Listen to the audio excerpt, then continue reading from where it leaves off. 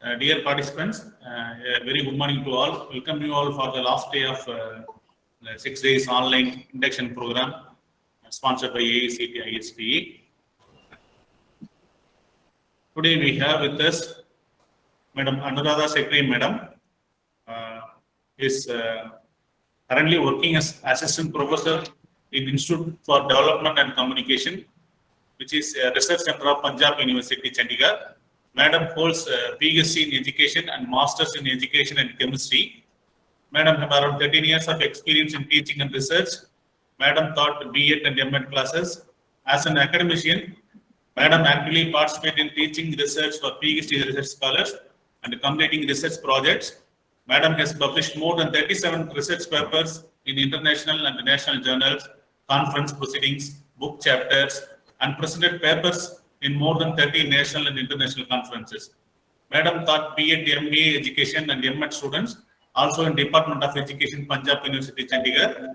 Madam's areas of interest include education technology, inclusive education, science education, teacher education, and higher education, on which Madam has contributed writing books, chapters, and attending workshops to update latest knowledge on teaching pedagogy. Madam also published a book on computer-based cooperative learning strategies in chemistry classrooms, its effect on computer-based individualistic and cooperative learning strategies on achievement and retention in chemistry. Madam has successfully organized several workshops on online teaching and learning for training of teachers through online mode. Madam delivered lectures on resource person in national and international workshops.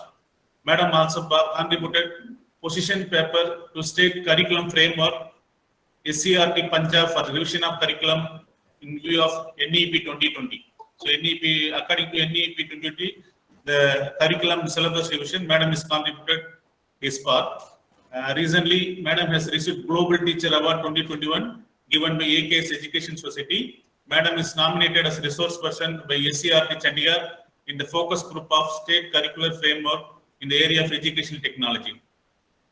Madam worked as Senior Research Fellow in Department of Education, Punjab University, Chandigarh, and Madam awarded with various awards like Junior Research Fellowship, Senior Research Fellowship, and JRF and SRF UGC New Delhi. Madam completed 3 research projects and currently doing another research project, which is titled as Evaluation of Beti Bacho Beti Patayo scheme in the state of Punjab, sponsored by Department of Planning, Government of Punjab. So, on behalf of Murugappa Polytechnic and Department of Mechanical Engineering, I am having great pleasure in welcoming Anuradha Sekhri, Madam, for today's session. So, such a wonderful, resourceful, knowledgeable person we have with us to deliver a session on the theme of our conference. On behalf of all of you, I have great pleasure in welcoming Madam. Welcome, ma'am. Now we can proceed with our proceedings. Thank you. Thank you so much, sir, for such a detailed introduction. I think that was not much needed even, but you have given such a very nice introduction. On very outset, I want like to thank Principal, Murugappa Polytechnic College, Program Coordinator, Sekhri sir, and of course the whole organizing team for organizing 6-day induction program, because I know how much hard work and labor is required for conducting such programs, and which is the relevant theme of the actually this time. We are passing through this tough time, pandemic. These kinds of programs are much needed for teacher training actually. And I must say this program, this schedule has, whosoever has planned this schedule, the topic selected, that was much, relevant and is of the use, say that for the teachers, it's particularly for those teachers for in-service, for pre-service, it was very helpful. But of course, this program is for the in-service teachers, I think. And it's the program and the schedule I was looking, the topics selected are very, in a particular way, I must say, it's very highly useful and recommended. I think we must have these kinds of program in future also. So with this, I just a warm welcome to all the participants from my side also. With this, this is the, I think, last day, and my session is on the topic Digital Pedagogical Constructs for Effective Teaching and Learning. First, I share my screen.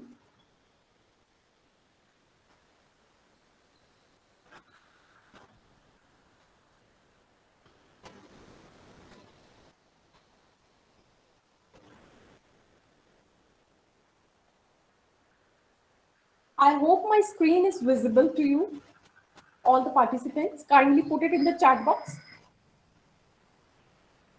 Yes, ma'am, visible. Okay. Let the other participants post in chat box whether it is visible to you.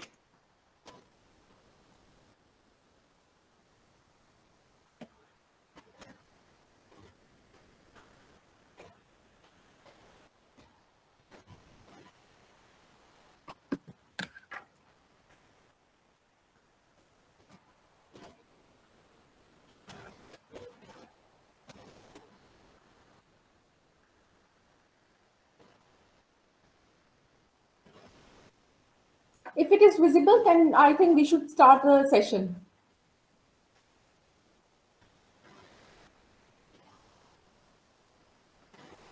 Participants, if you can unmute yourself and kindly know me that then I should start. Don't wasting my time, and also because we have limited time and we have to cover so many concepts. Screen is visible, ma'am. Okay, thank you. Yes, I can see in the chat box people has posted. Thank you all. With this, the topic of my session is digital pedagogical constructs, and the key takeaways from my session will be, yes, I will be focusing on this concept of digital pedagogy. Of course, you people are aware on that. We will discuss some developments that are triggering the new pedagogy, new trends, emerging trends. And of course, I will let you know how to integrate the technology with pedagogy and what are the new innovative teaching learning practices to capture the needs of 21st century learners.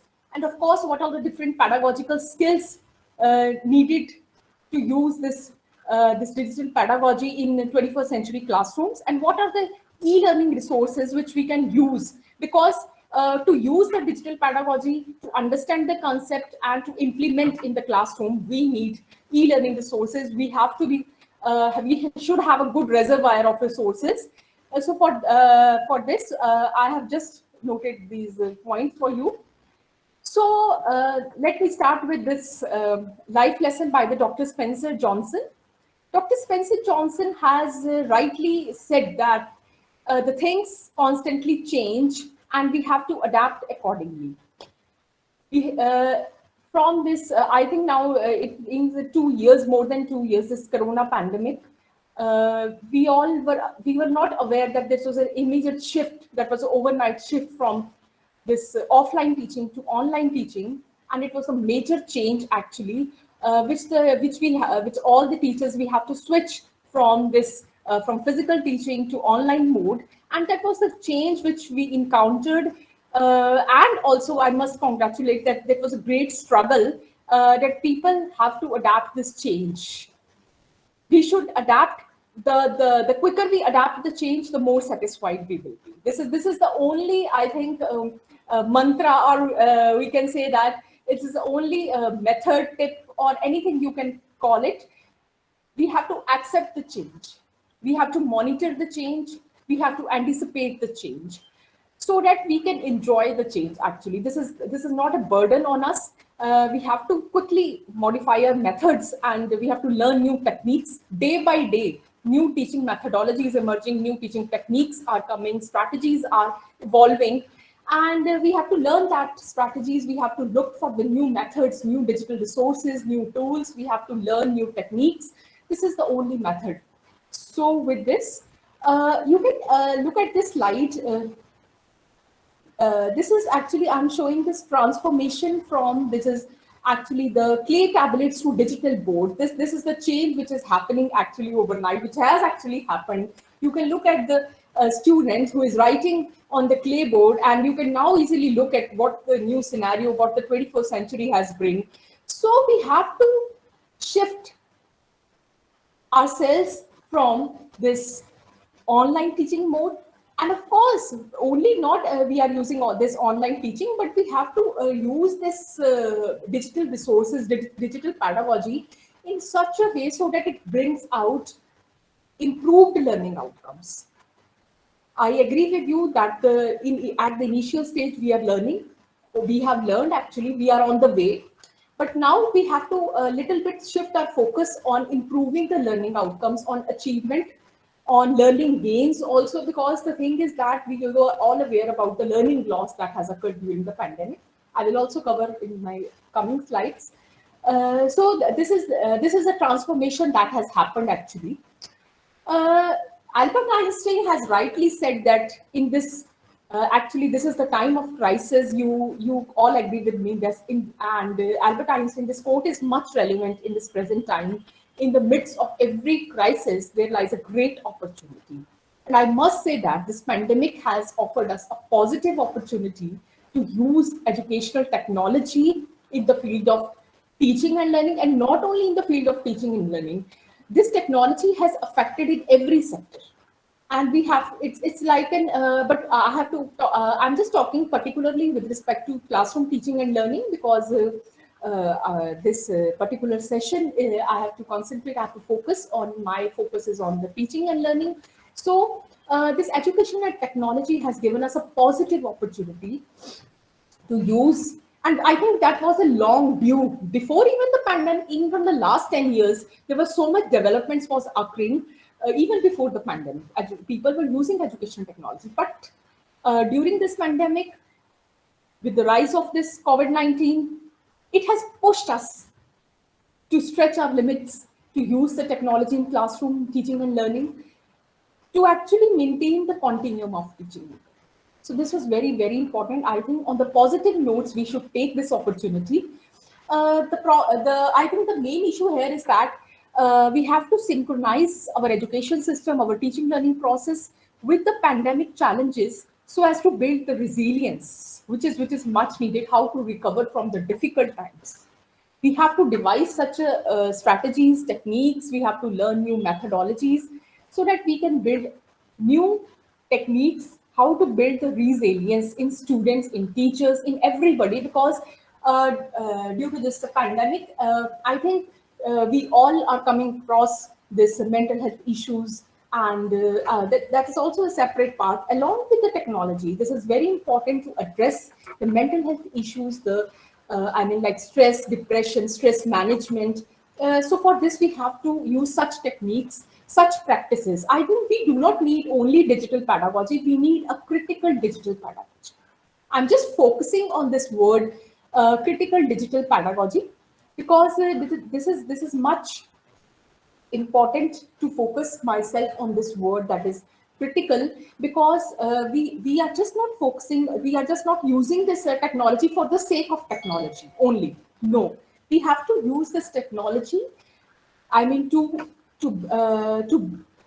increase the reasoning power of the students, and of course to inculcate scientific attitude, scientific temperament, creativity, critical thinking, actually logical thinking. The idea of using technologies, and just not to I mean, just we are using it because we have to just shift, we have to take the classes, there was no other option to maintain the regularity of the lectures. No, we have to use this because we need to inculcate, I mean, we need to inculcate a scientific attitude, scientific temperament, critical thinking. I mean, this kind of attitude which is much needed in the present times. We have to use this digital technology, integrate with the pedagogy in such a way that students, they understand the concepts. Not only they memorize the facts, but also the focus is on the understanding. So we need a critical digital pedagogy. And of course, when we talk about the innovations in the 21st century classrooms, necessity is the mother of invention. Plato has rightly said it, because I think if there is no necessity, then the present time, the present scenario, I mean, which has occurred, the speed by which the developments are taking place, and the teachers, they are pushed to use new technology. And because if this doesn't, if it was not mandatory, I must say, being a frankly, I'm discussing with you all the issues, and it might be you will be agreed with me in this. If was no mandatory practice, because it was compulsorily for us to shift to online teaching. There was no, there was no way, though no method how to continue the teaching. So necessity and the need has been created. So we have to use this innovation. Now, what is digital pedagogy? Might be you all are aware of that, because from last 2 years and even from the 10, 20 years we are using this technology. Digital pedagogy is the study of how to teach using the digital technology. What is your teaching method? What are the strategies you are using in your classroom? What are the techniques you are using in the classroom? When we use some electronic media, when we use some digital technologies, and when we use some contemporary digital technologies to teach in the classroom, when we are integrating the technology with the pedagogy, that is what a digital pedagogy is. So moving further, and also you should note what the digital pedagogy is not. This is very, very important, because throwing the computer in the classrooms does not make learning effective. You all agree with me this. Most of the teachers, when during these workshops, these webinars, these seminars, these conferences, they discussed with me that we are just throwing the technology, we are just using the technology for the sake of technology, because we don't have any other option. But teachers need to have understanding that they are how to use it effectively. How to use it in the constructive way to bring improvement in teaching and learning. That is important. You have to select the right technology for improving the learning outcomes, which are expected learning outcomes. That is important. And teachers, they need a digital pedagogy, a critical digital pedagogy to teach 21st century learners. And we have to aware of this fact that where we are using technology, where we are misusing technology, and where we are not using the technology. Because I'm not saying that every time in the classrooms, in every lecture, I'm saying that you should integrate the technology in your lecture. No. You should integrate in your classes. No. We have to integrate where there is a proper need, and by proper methodology, proper techniques, proper tools. This is what the digital pedagogical constructs are. How to integrate it in a meaningful way. This is very important. And yes, of course, this question might be in your mind, that why do we need a digital pedagogy? Is there any need? Do you think it is needed? I'm not saying this. Of course, there's a pandemic time is going on, but if you consider it without even the COVID-19, before COVID-19, this pandemic time, this technology was on a very fast pace. It was using when we are moving from education to 1.0 to 2.0 to 3.0 to 4.0. The developments are, they are going in a very faster way. And nowadays, learner is more advanced than the teacher. Might be you will be, I don't know, you will be agree with me on this fact, that because we are catering those learners which are digital natives. I'm coming to the next point. We are catering those students, those learners which are born with the technology, which are constantly using with the technology. They start first activity of the day with the mobile phone. They're just using on the mobile phone, doing their activities, and last day of the activity at the night, just closing their day with the mobile phones, doing all the activities, even with the 3 years, 4-year child, using the YouTube videos, looking at the phone, using, for different, surfing the Google. These kinds we have to deal with this type of digital natives. And what we are actually, we teachers are digital immigrants. We are just adapting how to use the technology, because we are just learning how to use this technology. We are training ourselves how to use this to meet the needs of the learners. So this is a major difference, and that is why we need a digital pedagogy. We need a digital pedagogy to meet the needs of the learners, to enhance and to improve the efficiency of teaching learning process. So why that this is why I was just pinpointing this. And I just want to know that what are your drivers for developing digital pedagogy? I mean, what are the key motivational factors? Why we just use this digital pedagogy? If you can put it in the chat box, just be quick. If you can put it in the chat box, that what are your personal drivers for using a digital pedagogy, so that I can also know that you people are present, just to feel you're present, because I think this is the limitation of this online, when we are doing this online webinars and all that, because it shouldn't be one-way traffic. It should be interactive in nature. So kindly put it in the chat box, participants. What are your personal drivers for using digital pedagogy, for using technology in the classroom? I think 56 people are there. And I think this is when you are using this method of online technology to take your online classes, we sometimes forget that students are present or not. We are just talking to screens, and I don't want this type of this interaction. So kindly put it in the chat box why you want to use technology in your classrooms, why you are preferring digital pedagogy. I am waiting participants so that we can move further, because we have to take care of time also. I hope you are listening to me. I'm looking at the screen. There are 57 participants now.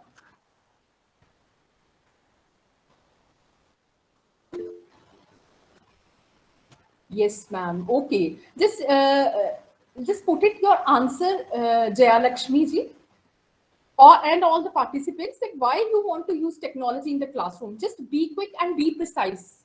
Very small answer. I want, what are the factors? Interaction with the students. Thank you, Anita ji. Interaction with the students. Yes, understanding is very, very, very important. To understand, to visual imaginations, yes, for interaction, better understanding.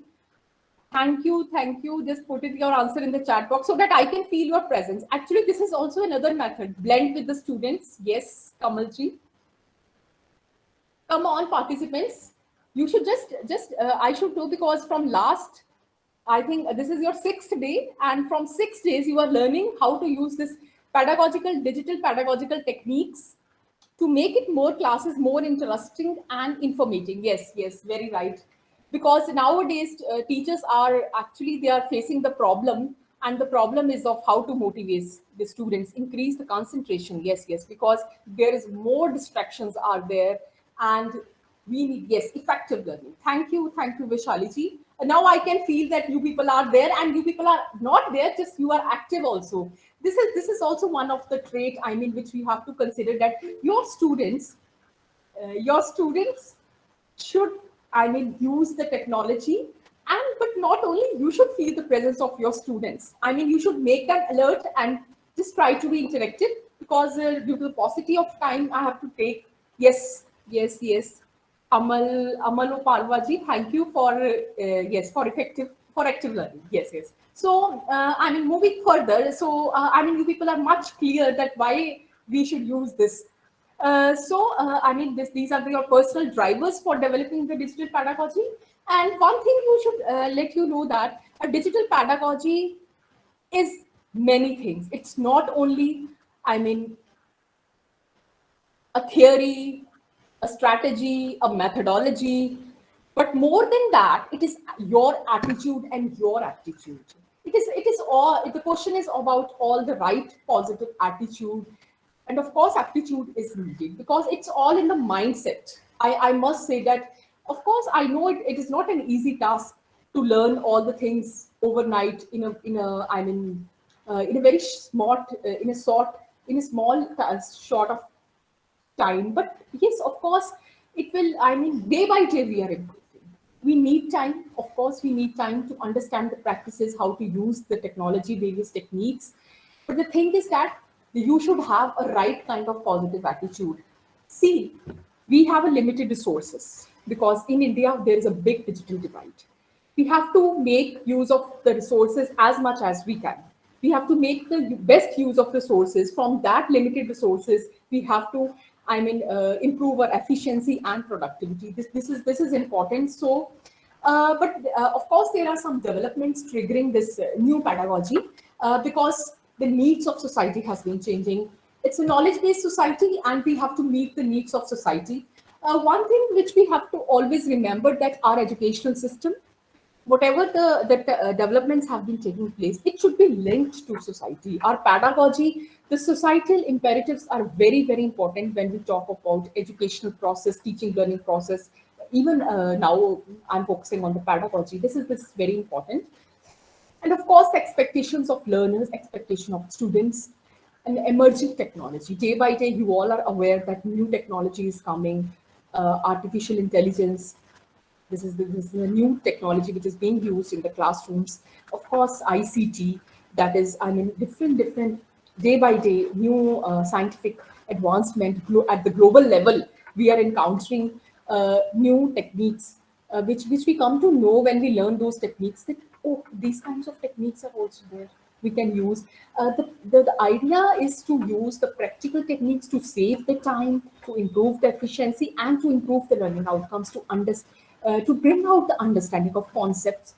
Because nowadays, when all the material is available on the internet, on the Google, we all know that material is available, then why should a student come to a classroom? The question is this. We have to motivate the students so that they attend your lectures, not only attend your lecture, but understand the concepts. Because when information is already available on the internet, then what is the role of a teacher? So this, I'm coming to the slides. What is the role of the teacher? So of course, nature of the work is changing. Employment in various sectors, opportunities are changing.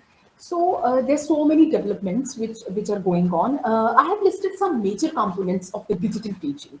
ICT-based pedagogy, e-learning resources, digital tools, and of course, online teaching learning strategies. Might be there are other components also, but I have just listed down. These are the four major components. What is your pedagogy? Where are the resources? Where are the tools? And what are the strategies you have to use? When these four components, major four components, you just learn these, how to integrate, combine these, and all the components, then you will definitely, you will improve your digital teaching. So you people are aware of open educational resources and how to integrate in the pedagogy, because I think that is much needed when we talk about digital pedagogy. Because if we do not have any good resources in the sense, quality wise, it should be curated. Actually, the role of teacher is the curation of the resources, authentic resources. Then we can't use this digital pedagogy in the classroom, because I know to develop the e-content will take the time, and we are just learning day by day how to develop e-content. But the problem, the issue is that we should have a good reservoir beforehand. Before going to the classroom, we should have a good resources with us. Only then we can use this all digital technology, digital pedagogy. So this is very important. Moving further, these are some of the questions which I have listed after being interaction with so many teachers, and of course, being a teacher. I consider myself, these questions are very, very important. How can I get the students to enjoy the learning? Are you enjoying online teaching and learning? I'm asking you people that, are you enjoying? Just put it in the chat box quickly, yes or no. It's yes. Okay, thank you, Anita ji. Thank you. Just participants, no. Okay, no problem. Just honest. I always appreciate the honest answers. Yes. Okay, just be quick, participants. Yes or no? Are you enjoying? No. Yes. I will be happy. Yes, there is no problem if you put it. Just put it in. Be frank and no problems. Yes. Okay. Most of the time, the students are not enjoying, I must say. Yes. Then it's very good to see your yes actually response. Yes. Okay. So that's good if you're enjoying online teaching learning.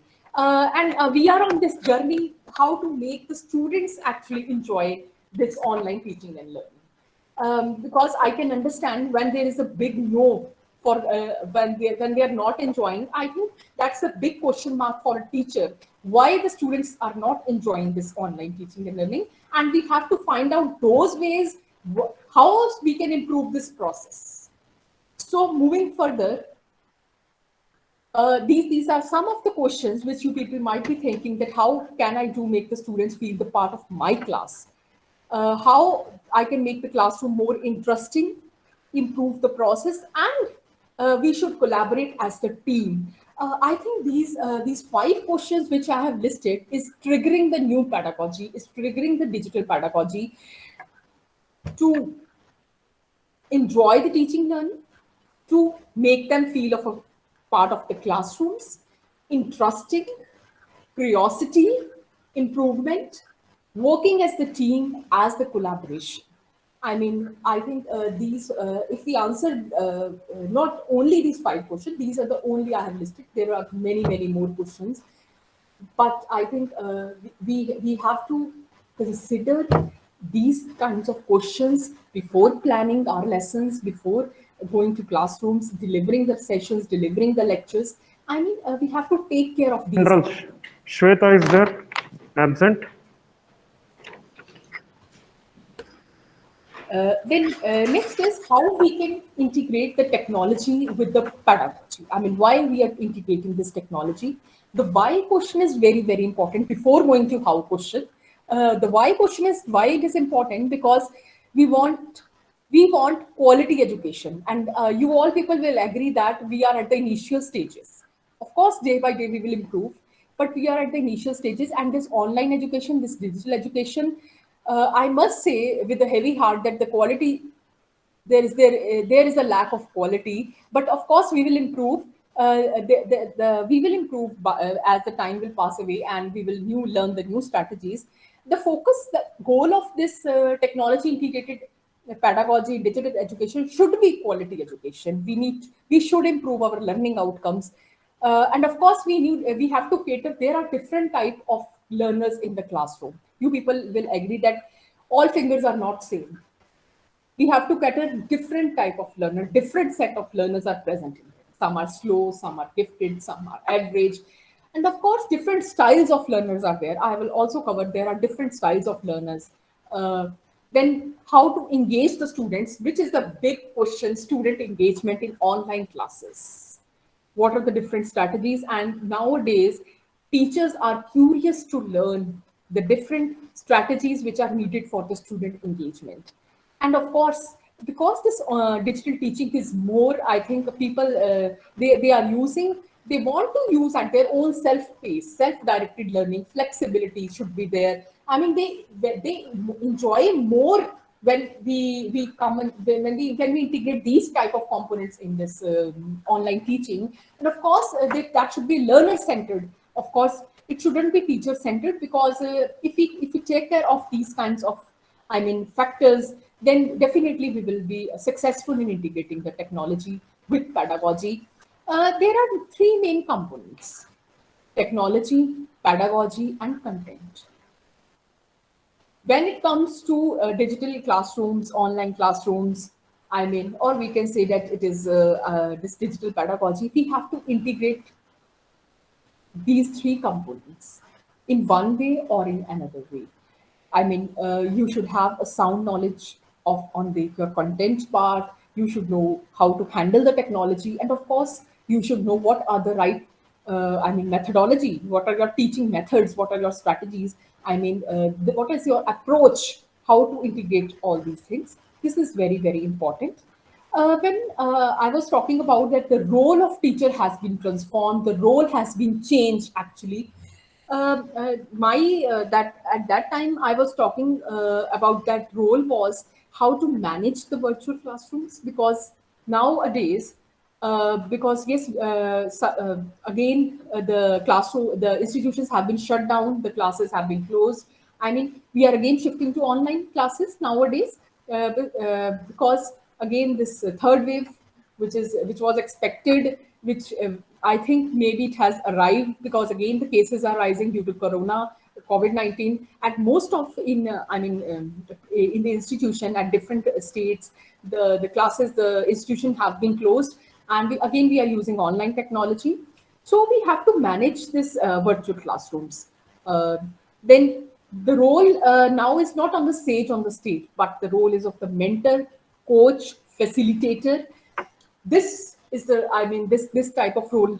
Now the teacher has to take this role when using the digital pedagogy.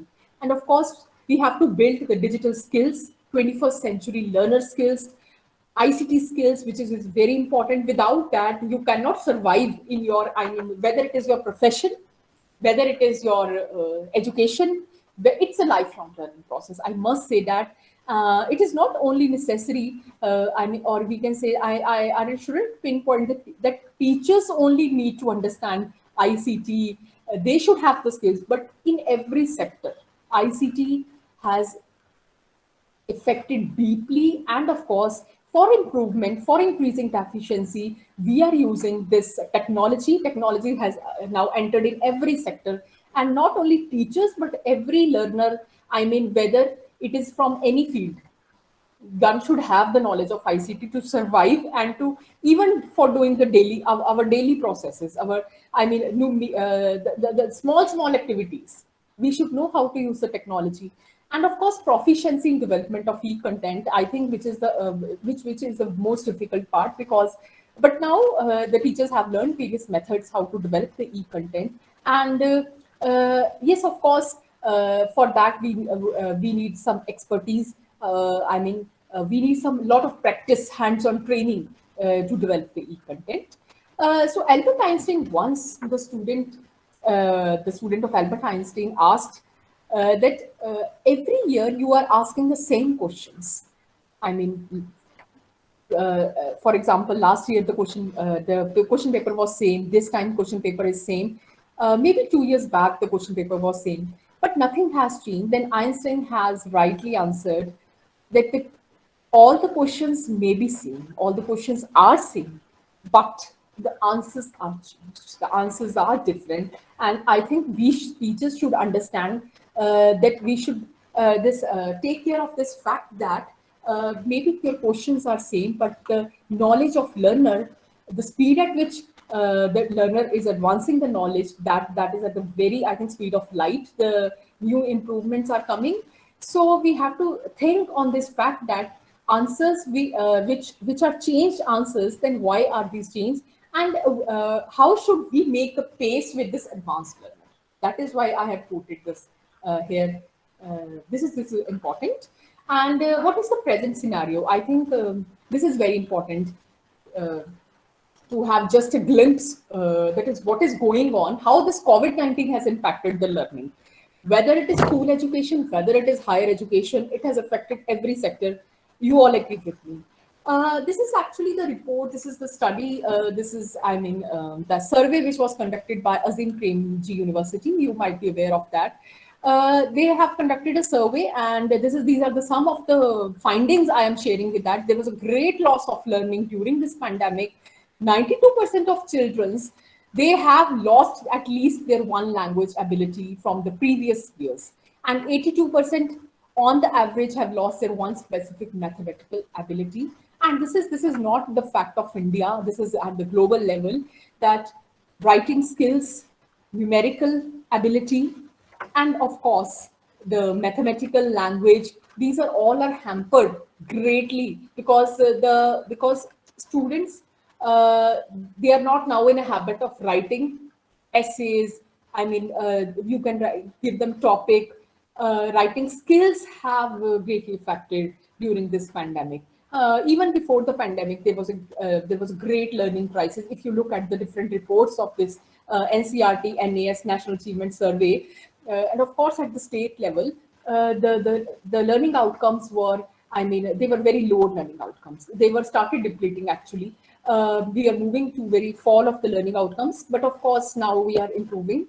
How we can improve this, but when we have faced such kind of tough times, pandemic times, we are facing such losses, then of course there is a question for us, for teachers.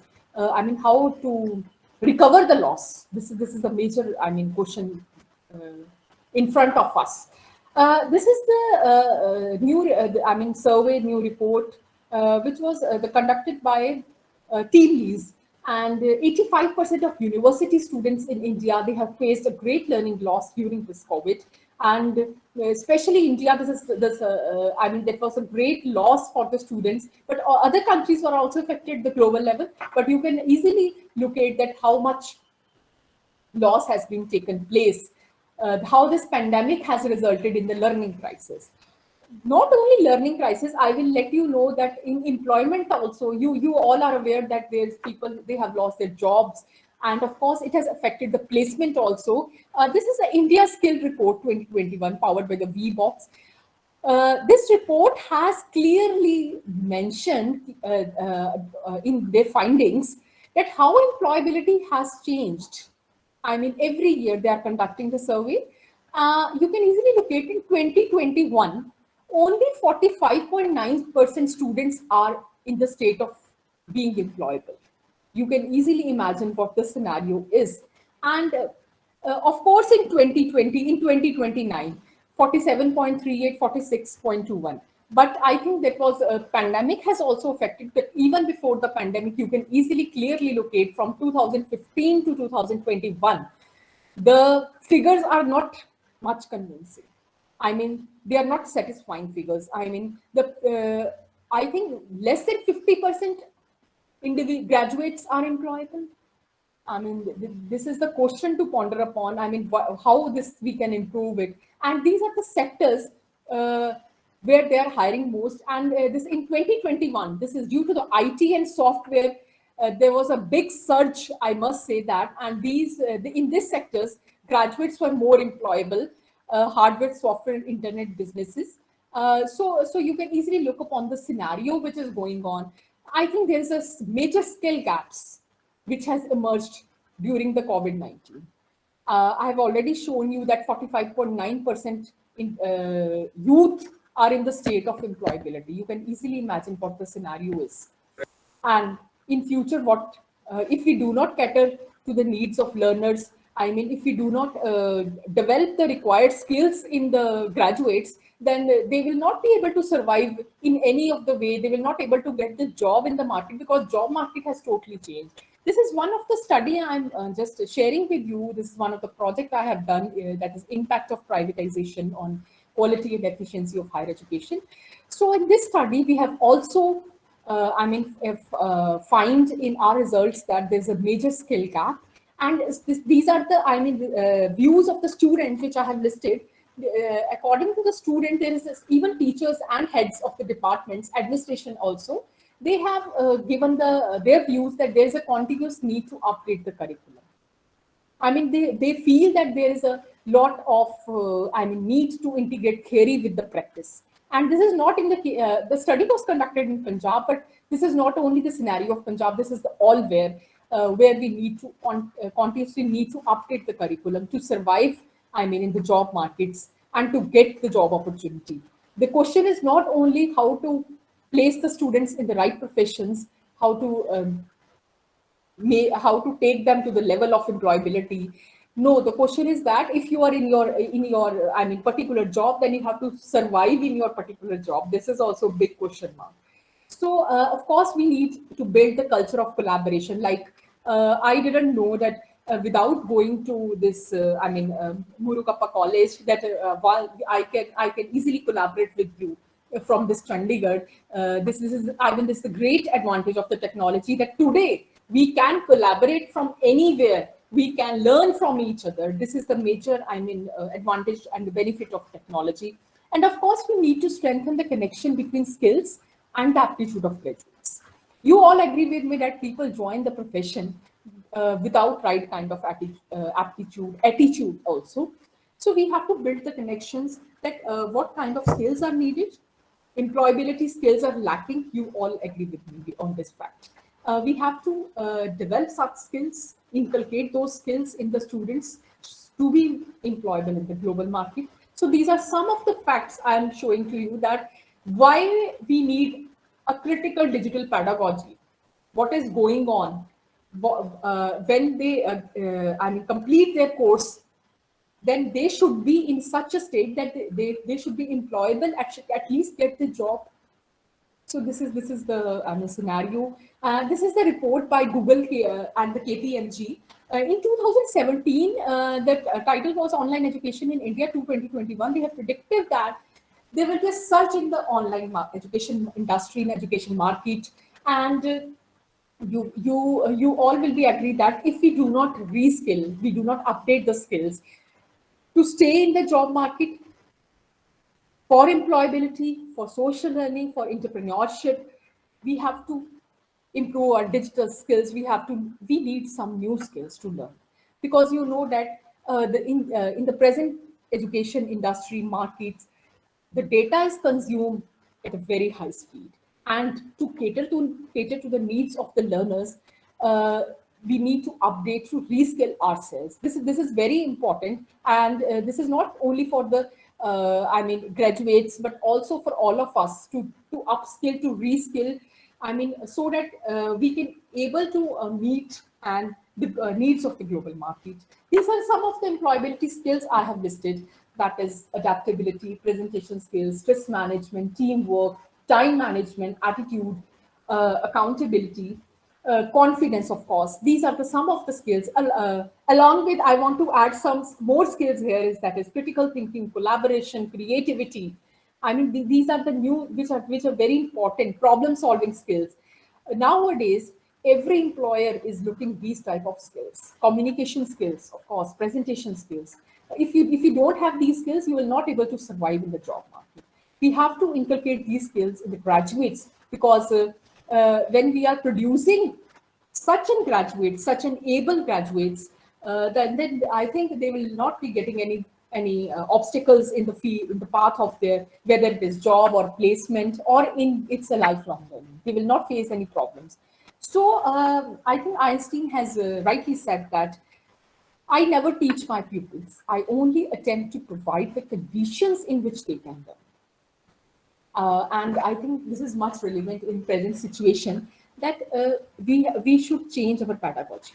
If you, if we employing the 20th century or 19th century teaching methodology to cater 21st century learners, then then there will be the big learning losses, which we have already, I have already told you the data. There was a crisis of learning, that the situation will go, it will not improve.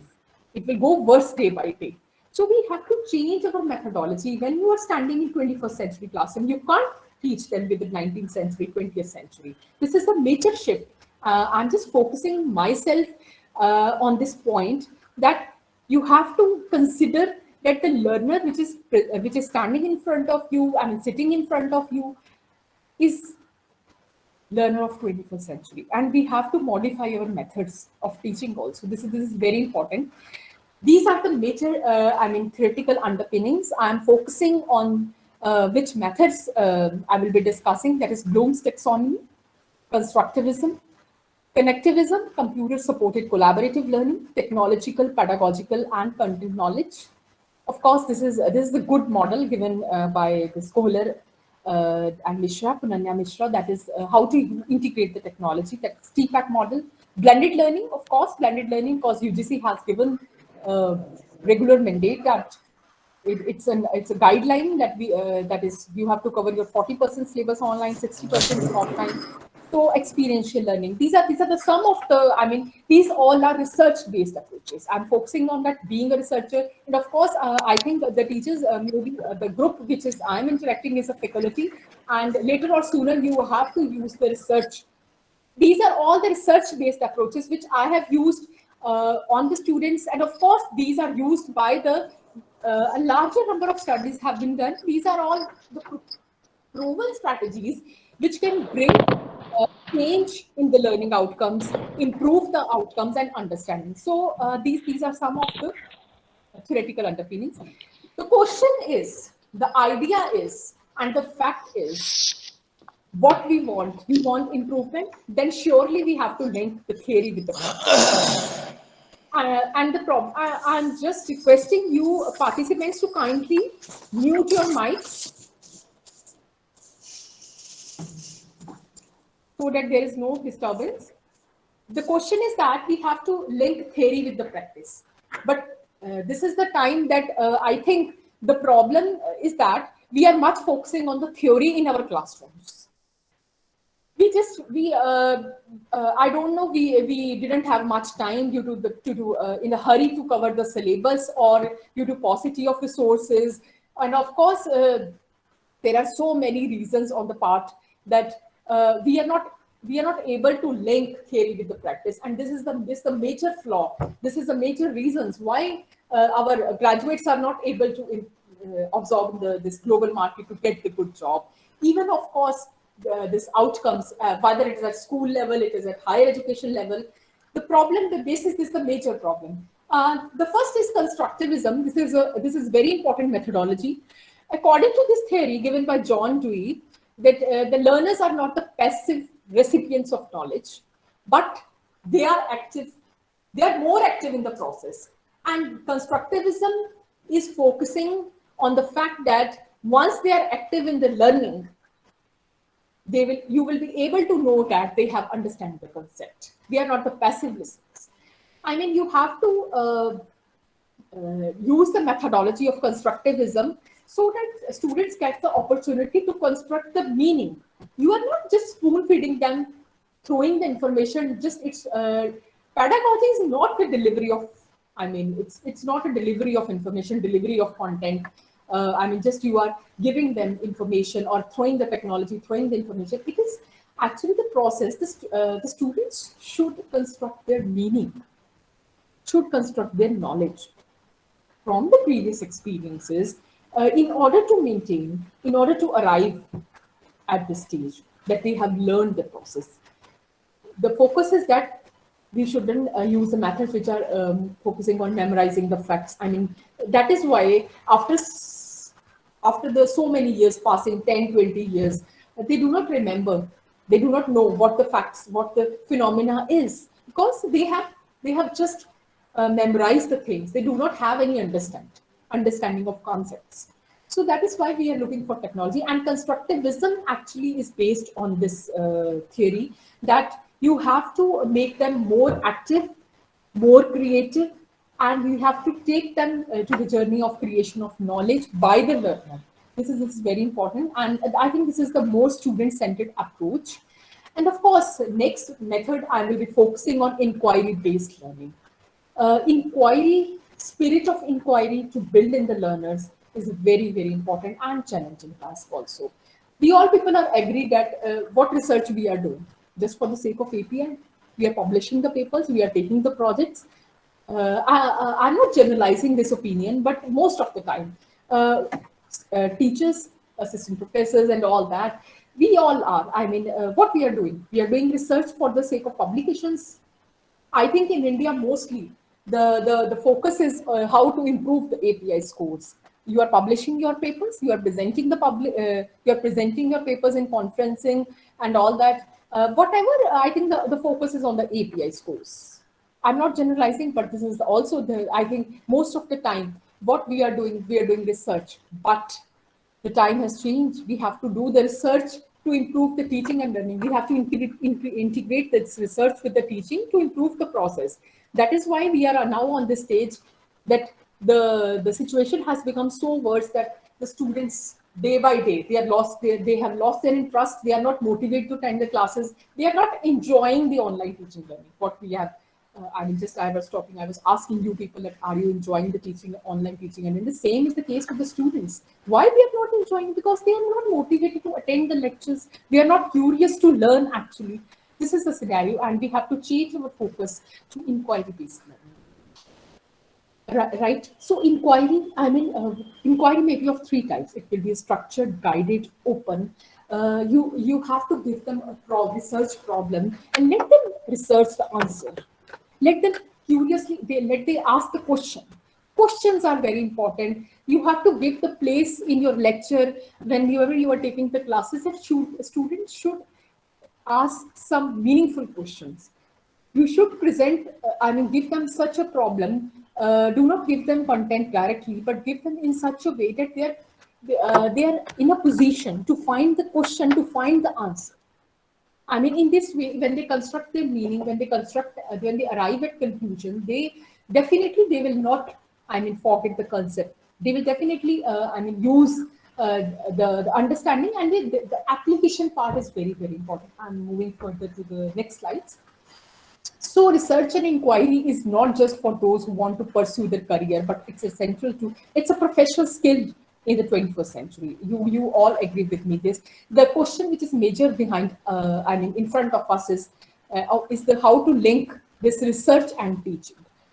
Haley 2005 has, you can easily look at this slide, that there are two types, scenario, two types of this. Nowadays, the situation is list that students are the participants and students as the audience. Two type of situation is there.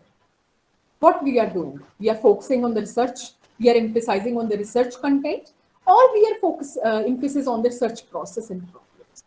You have to choose. This is a very carefully you have to choose the methodology, what we are doing and what we should do. Students, they are just listening to your, you can easily say, look at this, that this in research-led classrooms. They are just listening to you all the time. Teacher is active, student is passive. And of course, sometimes you are, delivering, there is some extension or their lecture, or they are most of the time, if you're they're attending some kind of professional activity or lectures and conference, seminar like that. But in second situation, you can easily look at the student as a participant. When you involve the student in your lectures, when you involve in the pedagogy, in your teaching and learning, when you engage them, you can easily look at the results.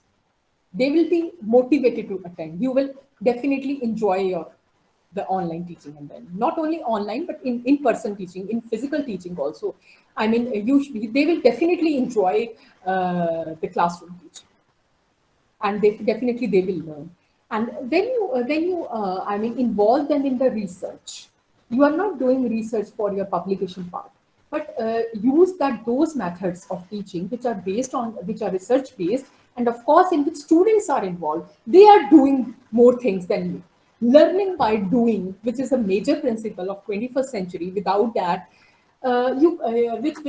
we cannot bring the improvement in our classrooms. Even the teachers, when I interact with when we do the workshop, hand-on training sessions, and of course in seminars, webinars, conferences, I just look on that. Even the teachers, they want some activity, they want some interaction, they want some engagement. Then when people are, interested, curious in these activities, then why not students? You can easily understand what they are, facing the challenges of this online teaching learning. So when your emphasis on the research process, then definitely these problems will be solved, and we have to build nexus. We have to link the research with the teaching, and this is very, very important. Teacher as a role of reflective practitioner. What you can do in your classroom. My strategies, my techniques are very practical. Because I understand the need of teachers. Now, today, especially, I'm just focusing on this on this present situation, that we are just assemble this online. This is in this session. I know what your needs are. You want practical strategies. You want the techniques which can be easily used. You want practical training for using these kinds of technologies. Wants to save time, improve the process.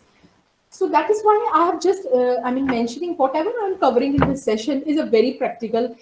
These techniques these are research-based techniques, and I hope this will improve the process. So what you can do as a reflective practitioner in your classroom or in your online teaching, just observe the behavior of students. Teaching is, I'm not saying that students should make alert, but at the same time, teachers should be alert. Teachers should observe each and every activity of the students, whether your students are listening to you attentively or not. Notice their capabilities, notice their abilities, and then try to find the right pedagogy. I mean, the role of reflective practitioner will help you to transform your teaching into a productive process. Of course, there's a great need to shift your focus from teacher-centered to learner-driven pedagogy. I'm not saying learner-centered. Learner-centered is also very important. But now we are also moving again to a further new development in 21st century, that we are moving from teacher-centered to learner-driven pedagogy. You have to give them the responsibility of learning to the learner. You have to give them control, so that they can take the responsibility and learn on their own. At least they should try to be self-directed learners. Of course, I understand some of the topics they cannot do on their own, but for that we have another techniques, that is scaffolding. And also, once you just assist the learners, and once they understand, you just take your hand back, and then once they gain the understanding of the topics, let them go, let them enjoy their journey, let them give their control of learning to them. This is very important. So students, they should be participants, and the major emphasis on the research. You may be aware of this very quote, the Pablo Picasso, that is, action is the foundation of all knowledge. I mean, this is a very, very important. Knowledge without action is useless.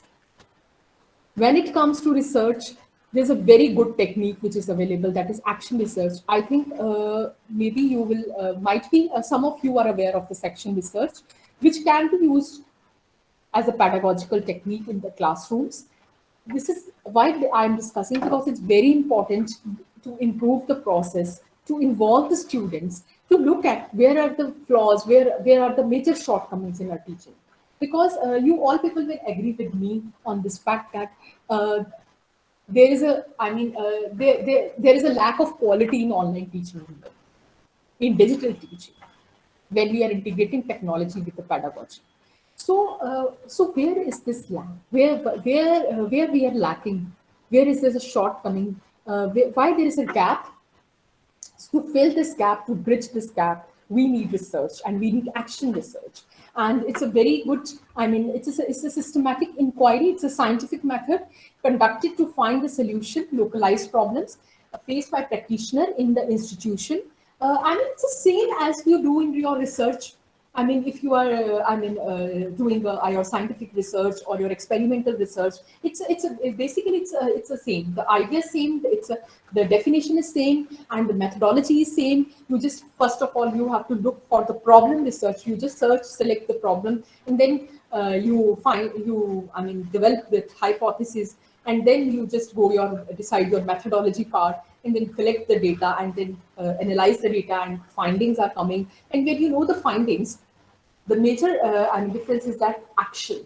When you know there is a gap, then you start taking the action. You just start, changing your methodology. Where there's a gap, you know that this technique is not working, then I have to shift on this technique. So action research is very important, because you can easily understand there are two techniques, okay, in front of me.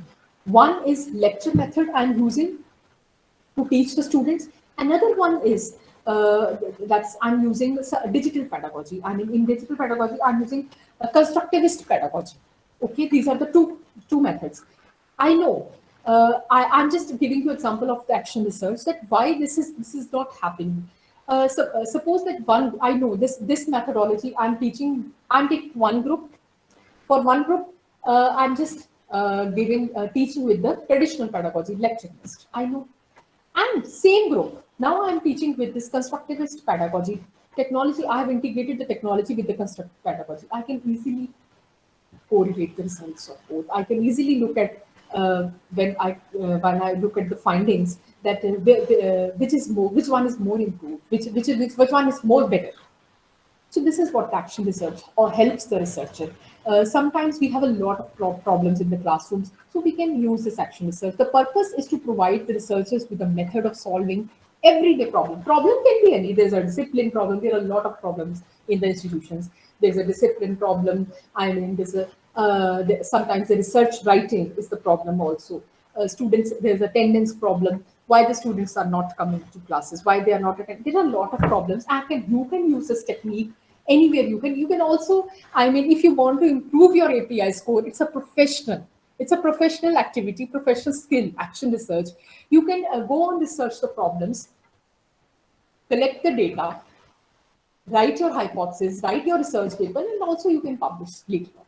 So I'm giving you, these are the two major benefits. I mean, icing on the cake. You can solve your problems, you improve methodology, improve your pedagogy. On the side by side, you can also publish a research paper. So this is experiential learning, which is very important. 21st century learning is learning by doing, is experiential learning. Experience is our great teacher. You all will agree with me on this fact that the things which we experience, the things which we feel, the things which we do will never forget. So David Cobb has given this theory that is of experiential learning, and we can use various digital tools nowadays. That is how to involve the learners. We have so many tools I will discuss next. This WARC model is given by Neil Fleming in 1987. This is very, very important. Listen, we have so many learners in the classroom. Suppose this is a group. I mean, this is, okay, let me take my chat box. Okay, you can easily look that we have different styles of learners in the classrooms. There are some are visual, some are audio, some are the combination of visual and audit. I mean, there are so many that some are good at writing, some are good at reading, some wants hands-on kinesthetic experience, right? Practical. What we say that we enjoy the practical when there are some activities in the classroom. Okay, so there are different types of learners. There are different styles of learners. WARC has given this model. This is very important to understand the fact. And we have to, whenever you are, planning your pedagogy, you are using the pedagogy, always understand this fact that keeping in view the interest of the learners, we have to plan the things. Okay, okay, you are a group of 70, I think. Huh? Now let me know what style of learner is yours. Just put it in the chat box. You like audio, you like video, or you like writing, reading, or kinesthetic hands-on. Just be quick participants. Kindly put it in the chat box. Video. Thank you, Anita ji. Just be quick. I want to know your answer, because if you understand what I want to interacting on this part, you will even able to do with your students. Videos, yes. Nowadays, because we can easily, understand the concept when we watch the videos. Actually, video with activity. Yes, we need activities also, not only videos. Very right. Be quick participants so that I can feel your presence also. I want to know your views also side by side. I can look at. I am just asking, the question is this: which type of style you have? You are audio, you are video, or you like reading or writing, or hands-on kinesthetic. I mean, what kind of learner you are? I mean, in this group, I should know what kind of learner you are, what style you have. So kindly put it in the chat box, because we have to cover the other things also. Be quick. Okay, you just put it in the chat box, your answer. Moving further, so these are the different styles of learners. This is the WARC model given by Neil Fleming. Accordingly, we can adapt the online classes to cover the learning style. I was talking about that every lecture will not need always video, always audio. Okay, so depending on the content, depending on the nature of content, maybe if you don't use any technology, you will be able to deliver your lecture, I mean, in such a successful manner that students understand. So depending on the nature of content, style of the learners, we can use the methodology. That is why I have just using this model. So I have just also integrate some strategies which you can use. If there are visual learners, you can use images, videos, mind maps. Auditory learners, we can use audiobooks, podcasts, audio aids, loud recitation. And of course, if read and writing, you can give them some notes, blogs, summary, research articles, research papers, essays. When it comes to kinesthetic, this is the most difficult part in online classes, especially in the digital learning, that to give them hands-on experience requires expertise on the on teacher and of course a skill on the part of student also. So you can give them some project, some quiz online, some PPTs work, some experimental, some online field trips, role playing, or of course when it is physical teaching will start, you can take so many activities. So these are some of the strategies I have integrated. So there are different teaching strategies for different type of learners. Now, my pedagogy, especially my thought process, my thinking when I use any kind of pedagogy, or I'm in the favor of the pedagogy which is based on thinking skills. I mean to develop the thinking of the learner, higher order thinking skills, which is especially nowadays very important in the 21st century. Whatever pedagogy you are using, just try it. It should develop higher order thinking skills in the students. And till now, whatever approaches I have discussed with you, they are all based on higher order thinking skills, because I understand what the teachers are looking for and what a learner is looking for, how we can bring the improvement. Because this is the age, this is the digital age, this is the needs of global society, knowledge-based society. We have to cater. These kinds of skills are important. 21st century learning skills, these are very, very important skills, and higher order thinking skills is one of the skills. And whatever technology you are using, whatever skill, whatever expertise, whatever methodology you are using, that should focus on these type of skills. Okay, just put it in the chat box, be quick, that do we need a pedagogy for fostering the critical thinking skills for effective teaching and learning? Yes or no? I should know your answer first. That is there any requirement to build the critical thinking skills in students? Yes or no? Participants, I'm just asking the question from you. Yes or no? Put it in the chat box. Yes, yes, okay. So I think we need pedagogy which is based on critical thinking skills. Yes, thank you so much. So I can feel that you are attentive and you are listening, and of course I need your views also, because you all are doing online teaching. You are all taking the thank you, yes, yes, yes, yes. So I think you can understand if your students give you response in the midst of this lecture or in the midst of this any of the session that is going on. It looks wonderful. I mean, when I look at your responses, so that I know you people are listening. So of course, yes, we need the pedagogy which is based on critical thinking skills are very important. And Bloom's taxonomy is, I think it's an approach. It's a very good methodology given by the Bloom. In 1950, Bloom has given the Bloom taxonomy. Then they have revised this taxonomy in 2001. That was known as Bloom's revised digital technology, digital pedagogy.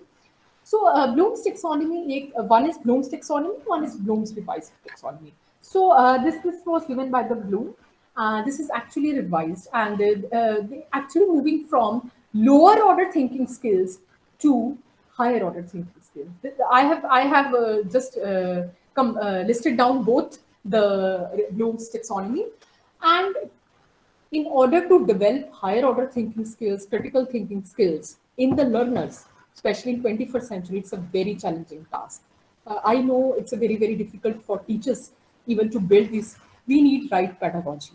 We need right teaching models. We need right kind of techniques. And Bloom's taxonomy is very, very, very useful. You can use it in your lectures. Of course, you need some training for that purpose also. Later on, you can explore more how to use it. But in this session, I'm trying to cover as much as I can. Bloom's taxonomy is based on, Bloom has given 3 major domains: cognitive, affective, and psychomotor. You people might be knowing that. Most of the times, we are focusing on the cognitive part. Yes or no? Just be quick.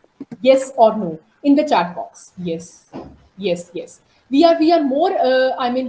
We are bothered on this cognitive part, and we left behind this affective and psychomotor. Let me know that cognitive part deals with the mental brain part, that is your cognition of the I mean, how to take activities with the brain. I mean, understanding various mental order activities where they are. And the second is affective, that is on the feeling, emotions. And of course, third is psychomotor, that is on the hands-on movement, bodily, psychological, physiological activities. I mean, so in this way, given has three. So, Bloom, I'm now because our session is on pedagogy, we have to improve classroom teaching learning process. So, Bloom has given how to move from higher order thinking skills to lower to higher order thinking skills. In original taxonomy, it was knowledge, comprehension, application, analysis, synthesis, and evaluation. But just shifting when in the revised taxonomy, what has happened? Moving from lower, that is remembering, understanding, applying, is the lower order thinking skills. And of course, analyzing, evaluating, and creating. These are the higher. I mean, these two have been changed. Creation is the most important part, and we all know that. And that is missing in the classrooms. We should move from simple to complex, that is from lower order to higher order. This is the Bloom's taxonomy, and this is revised digital taxonomy. So let me show you how you can use in your classrooms while planning the lecture, while delivering the lecture. This remembering part. Whenever you use these, Bloom has given some action verbs also, because without action verbs you cannot use how to implement this Bloom's taxonomy. Whenever you are using this type of verbs, action, these are the action verbs: list, find, name, identify, locate, describe, memorize, define. These are some of the action verbs given by the Bloom. This is the remembering.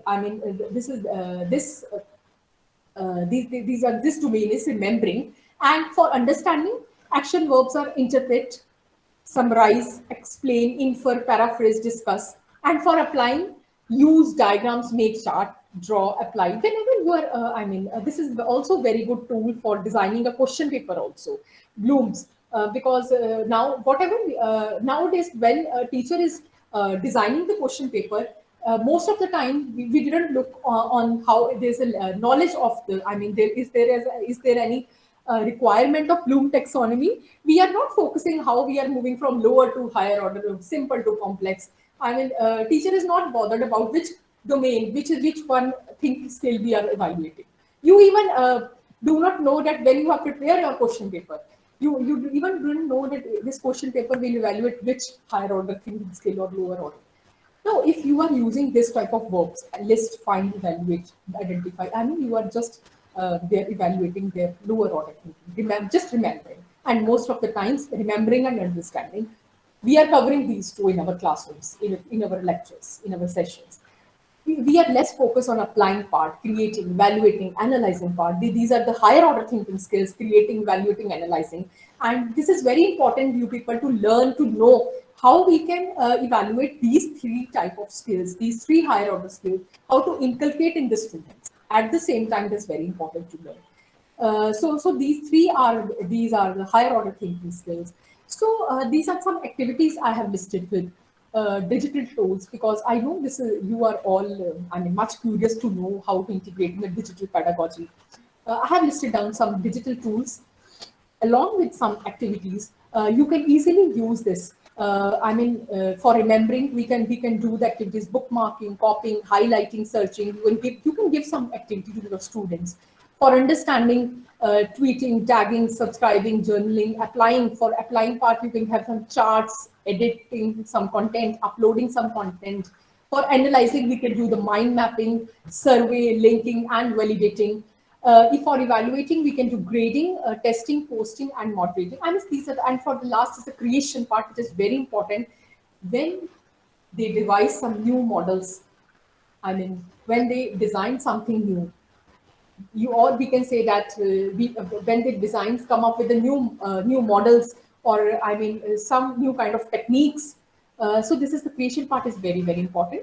So I will also for your understanding, I have also listed down, these are the activities which all are digital activities, and also another one. Without even digital, they can do at their homes. Without even out of the classroom, in classrooms, physical activities. Just moving from lower to higher, you can easily look at these. because I cannot explain each and every, because I have to cover all this in the, also take care of the time also. So I have, just for remembering part, I want you people to understand actually these, so that you can apply it later on in your classroom. Because this is, I want you to be very practical. You should know the activities, whatever you learn, you are in a position to apply later on. This is the knowledge. Knowledge, if you do not know where to apply, then that knowledge has no use. I mean, just you are understanding. So I have just listed down, remembering. These are the action verbs. These are some digital verbs I have narrated. I have just made it easy for you people to understand. I know you can easily Google and you can search, but let me understand you that how you can use this digital pedagogy use this Bloom's digital and this taxonomy. So digital activity you can give to your students to some internet search or online quiz or flashcards they can use. And for understanding, we can give some activity like bookmarking, categorizing, labeling, subscribing, creating posts on the social media. I mean, these are activities for understanding part. They're enough. And when it comes to applying, you are giving some research paper, given some web page, wiki page to edit the content. You have given them, some like develop some podcasts and video conferencing. What we are doing, we are doing video conferencing. So we are on the application part. We are on the applying part. So this is very important. Then some uploading the files, sharing the data in data entries. These are for applying skill, higher order thinking skill. Then there's analysis. Analysis, you can, if you, running some digital survey using Google Forms or any of the, modes, if you are using this type, this is also one for analysis, for developing this higher order thinking skill. And for evaluating part, it is important. That is a digital activity that is for, if you can give some writing some essays, using the Google Docs, because I'm now focusing on the digital pedagogy. So taking the help of ICT, taking the help of technology, you can give them, or you are a moderator in any of the activities, you can give them. You can also take some activities, some discussion, online debates. These type of activities we can do, and this is for the evaluation. I mean, not always you can't have a paper and pen for the evaluation, but we can conduct most of the activities to evaluate them, especially in online teaching. So creating is a very important, and try to focus on this higher order thinking skill. Try to inculcate this domain in your teaching. This is very high domain, very higher order thinking skill, e-publishing. If you have discussed the concepts with them, just try them to write some research article, research paper, get it published. YouTube videos, how to make that. Nowadays you all know that everybody is going to this profession, YouTuber and all that. This is one that this is all to know how much they have understand. That is why we are creating. Create some posters, some PPTs, what we are doing. This is very important. Creating part. Whatever you have, make them understand. Then movie making, filming. These are the examples I have listed. So there are many more things which can do. Gagne also have given, Robert Gagne, 9 levels of learning. To train your team. To list which are the 9 levels, 9 events when you are doing your online teaching. I think this is very, very important. These are the 9 levels, 9 events given by the Gagne. I think when you use your digital pedagogy, online teaching, digital teaching, when you take care of these 9 points, it will be easy for you to engage the learners, to involve the learners, to improve the productivity. These are the 9 points. You have to gain the attention of the learners, and for that you have to arouse the interest, use some visual, use some videos, effective PowerPoint presentations. Then make them know, learners inform what is the objective of your lecture. What is the learning objectives of this lesson? What is the lesson plan? The activity you are going to do. Then stimulate and recall the prior learning is very important. It's very important to link this previous knowledge with the new knowledge. Only then they will construct a new meaning, a new knowledge. And then when you present the content, you have to take care of that it should be in such a way that it should be easily understood by the learner. Present in such a way. Then provide some guidance. Of course, they need guidance. Then practice. You should involve such activities. so that they can easily practice the content later on, even after the class. Then provide the immediate feedback. Not only the feedback, immediate feedback is important. Then also try to have the feedback of your teaching, classroom teaching, so that you can improve it. Most of the times we are doing this, and of course you have to assess their performance, and try to focus on the formative assessments, because that is more, they have more scope for improvement. And of course enhance their retention, so that whatever they have learned, they are applying, they are in a position to apply this concept. So Robert, it's a very good model. So this is very important. Pedagogy of happiness in the classroom. This, when we talk about, kindly mute your mic, participants. I think there is a little disturbance. Yes, thank you. So when we talk about digital pedagogy, we should not talk about only the technology, but we should talk about pedagogy of happiness also, and which I think we have forget. We have forget when we are using the technology, we are just focusing on the one part. And the problem is that, which I was already highlighting in my previous slides also, that the problem is that the teachers are, there are a lot of innovations all around, right? We are just in a hurry, we are very curious, we are very interested to learn the technology, to learn the digital tools. That is okay, that is fine, but that is one part. Another part of the student is their emotions, is their happiness. Try to ask yourself a question. Did you focus on this part of happiness? That is why digital pedagogy, which you are using, is not bringing the improvement, is not bringing the results, what are expected to bring the results. I think this is a great flaw, because we do not know what kind of innovations are needed. We have only one side of innovations. Technology, digital tools, we know that the knowledge is enough. The knowledge is not enough. We need a sound pedagogy also to integrate in our lectures. I think this is a major flaw where I want to focus your point, that not digital pedagogy is incomplete without the knowledge of pedagogy of happiness. Without the knowledge, I'm also coming to another pedagogies. Look at the faces of the students.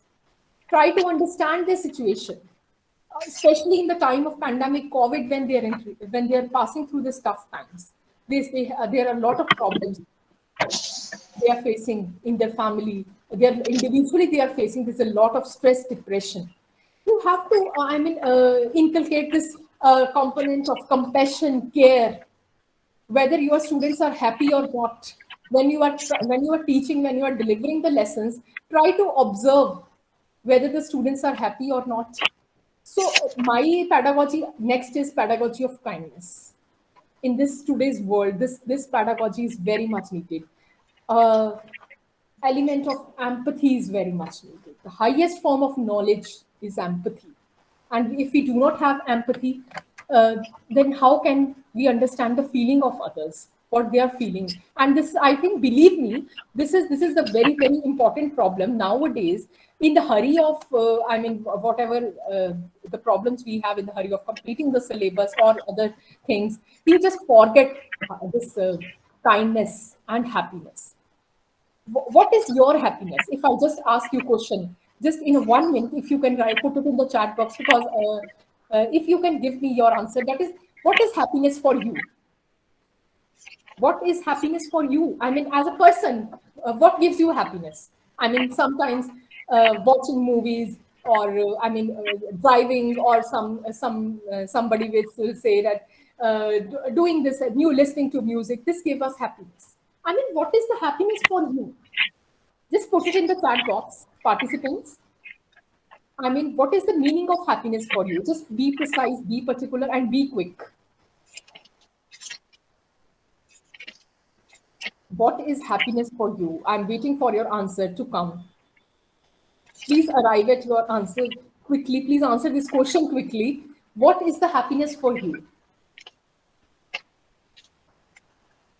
If you are listening to my question, watching movies, okay. Govindji, thank you. Yes, all the participants, be quick. what is happiness for you? I mean, what is the meaning of happiness? I'm just arriving because you people have to deal with the learners. You have to take care of their happiness. What activities give you happiness? What in which you feel the pleasure? I hope you people are listening. Goals, yes, we have to set our goals. Helping someone, great. This answer actually you this answer you, yes, singing, very good answers you are giving, Vaishali ji. Helping someone is the, I think this is much needed. Goal, yes. Happiness, games, fine. It's all about your happiness. Yes. Craft work, okay. Dr. Leela ji, thank you. Craft work. So in this way, you goals, yes. So in this way, you can understand that what is the meaning of actually happiness for you. On the similar lines, we have to take care that why I was asking you the question in the morning that are you enjoying, are you happy? So in, some you give answers yes and some give no. So this is what I'm trying to focus your focus the points. The major my focus of my major this slide is on how we can improve the process. We have to take both the sides of pedagogy. Digital pedagogy plus happiness, kindness, emotion part. This is very important. So of course we need a positive pedagogy. This is also the part of a digital pedagogy, that how we can improve and manage the teaching learning process. We know that there is a lot of issues nowadays. The students are come across with the mental health, with the stress, with this trauma. I mean, there are so many things they are coming across, and we need some to inculcate in our students some positive emotions. Whether it is how to manage their relationships, anything, we need a positive pedagogy. So I'm just focusing the major on this content. This is very important. And of course, how to select the correct pedagogy. That is, you should know your learning objectives, what style of learners, what resources you have, and it must be user friendly. It should not be such complicated that they are not able to use, because it is a both way process. Learners, you have to take care on the part of learners that they should also understand how to use, especially technology. And of course, capacity enhancement. You have to enhance, you have to improve the process. This is the TPEC model given by Pananya and Mishra. This is Technological Pedagogical Content Knowledge Framework. When it comes to integrate technology with pedagogy, most of the times we are using this model, very good model for integrating technology with the pedagogy. First and foremost thing, you should have a knowledge of content, right? You should have a knowledge of pedagogy. I mean, why you are using a particular technique. I mean, whether this content I can choose to teach by lecture method, demonstration method, experimental method. I mean, what we can I can use this, or we can use another technique, flipped classrooms, blended learning, any of the strategies I can use, discussion method, debate method. I mean, which type of we can use. Then you have a sound knowledge of technology. Earlier, it was when this model was given, then it was only PCP, but now it is TPEC model. This is actually TPEC model is that you have to unpack this TPEC in the classroom. Actually, you have to integrate all the three things: content, pedagogy, and technology. This is the major, I mean, good model that was given in 2006. You can easily look at this integrated section, this intersection of these all the three domains: technological knowledge, content knowledge, pedagogical. Now, see, listen, we have a content knowledge. You all agree, subject matter knowledge is there. Now you have learned the technology knowledge also is there. You know what are the digital tools, how to use the online platforms, deliver the lecture. I mean, there are so many platforms are there, Zoom, Google Meet, blah, blah. There's so many platforms. But the thing is, this pedagogical knowledge, this is missing. This, I mean, teachers or the learners, or I mean, whosoever is teaching, especially, there's a lack of, we can say that there's a lack of synthesis between technology and pedagogy. How to integrate, there's a gap. we have to link this, how to integrate in a sound manner, in a fruitful, in a productive manner, how to integrate this technology with the pedagogy, with this, and then we have to integrate all the three. Once you have the knowledge of three domains, you will be in a capacity to use this model. And this is actually a blended learning. This is, we all are familiar nowadays. This is a very good approach, very good technique. It's a combination of face-to-face. It's a combination with the face-to-face with online, and the learner can control at their pace, flexibility is their time, at any time, anywhere. Place of learning. It's not, I think it's a fully online. No, it's a blend. It's a mixture of both face-to-face with online. This is blended learning. And of course, collaborative learning. This is very important nowadays. Online collaborative learning, we are using this. In which we have now, assemble on this platform. We are just joining this platform. Collaboratively, we are learning. Collaboratively means you're sitting on your place, I'm sitting at my place, and then we're just collaborating on the common phenomenon, just trying to learn from each other. This is very important, a good, methodology, how to learn. And of course, learning by doing, constructing the knowledge. This is collaborative learning, has it's a very good advantage and benefits of this model. Then we have, I have listed down teacher digital competence framework, which is very important to use the digital pedagogy, basically. That is professional commitment, digital resources, of course, digital pedagogy. Without, without developing the digital competencies in the framework, one is not in a position to use the digital pedagogy. You should know what elements they have, and then you should try to improve on this. That you should have a commitment. One thing I want to mention here, that teaching is not a profession; it's a mission. And of course, I must congratulate you people that during of the struggle, that is from when during this COVID-19, you have learned so many things: how to take the classes online, how to make connection with your students. This is a very important. So commitment is very important for any of profession, whether it is a teacher, doctor, engineer, any kind. So digital resources, you should know where lies the digital resources.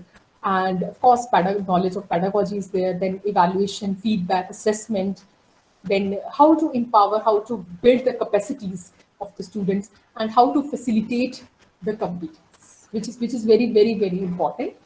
Because sometimes you just have to polish the talents they have. So this is actually the continuum which I have made.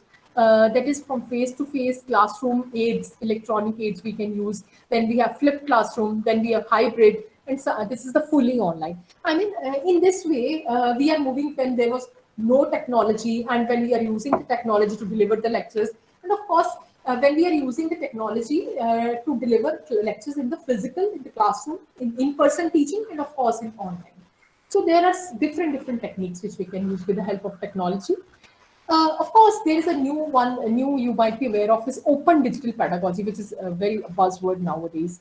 That of course, this open word is very popular even before this COVID, but now because everybody is looking for the resources, and we need the resources which are free of cost, and of course which lies in the public domain. Of course, with some licensing, they are available. So open digital pedagogy has been defined as a use of cost-free, publicly available online tools, platforms, which are used for teaching and learning and communicating in order to support the educational goals, which you people might be aware of. That open educational resources we are using. So this is a part of open pedagogy.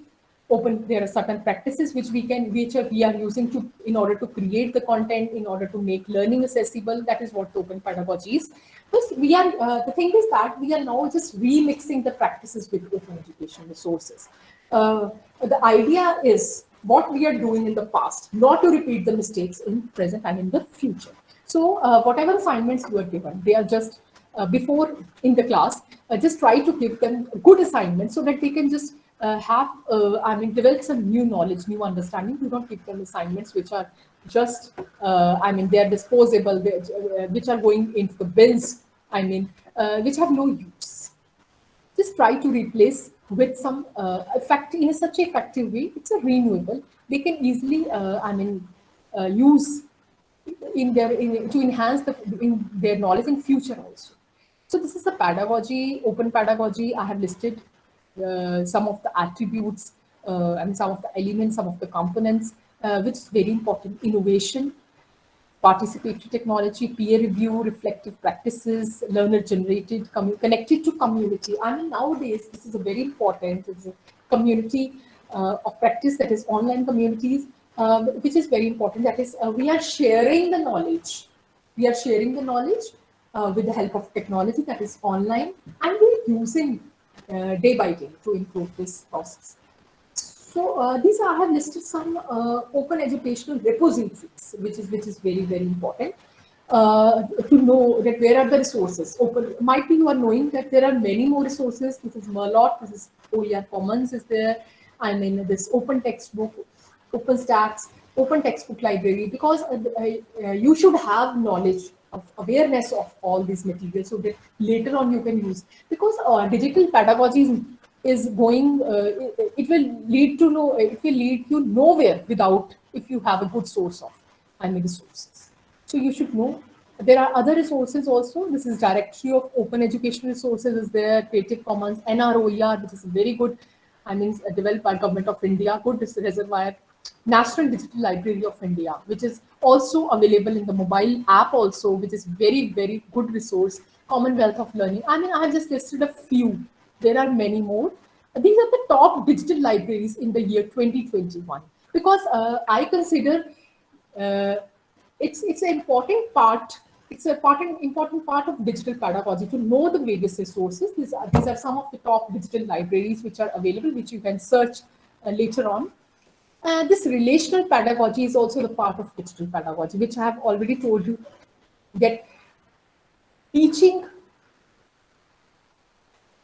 online teaching, digital teaching, in-person teaching, any of kind of the teaching, when we are dealing especially with the pedagogy, you have to prioritize the human relations at the top in the list. Forget cognitive domain, forget the psychomotor, anything. Just forget all these things. Okay, forget technology, forget the digital tools and sources, everything. Just remember the human relations are very important.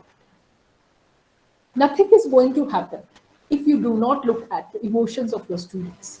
That is why we are not able to improve the learning outcomes. Whatever technology, whatever pedagogy you will use, if you're not focusing on improving the educational environments, the baggage, the stress they have in their minds, and how will they learn the new things which are you are teaching to them.